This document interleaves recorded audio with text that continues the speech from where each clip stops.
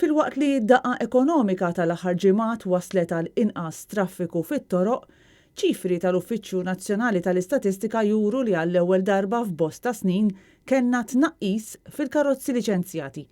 Iċ-ċifri tal-NSO juru li fl-ewwel 3 xhur tas-sena il-vetturi liċenzjati naqsu b'117.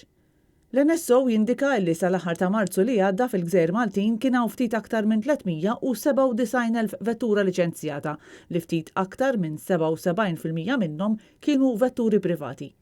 L-Uffiċċju Nazzjonali tal-Istatistika juri li meta mqabbel ma' 3 xhur ta' qabel bejn Jannar u Marzu li għadda, il-karozzi liċenzjati naqsu b'medja ta' vettura kuljum.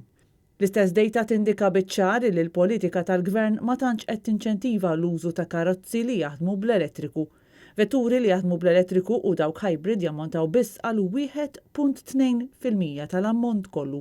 Dan ifisser li qatt fadal biex wieħed jilħaq persentaġġi ta' pajjiżi oħra bħall-Iżlanda, l-Iżvezja u l-Olanda.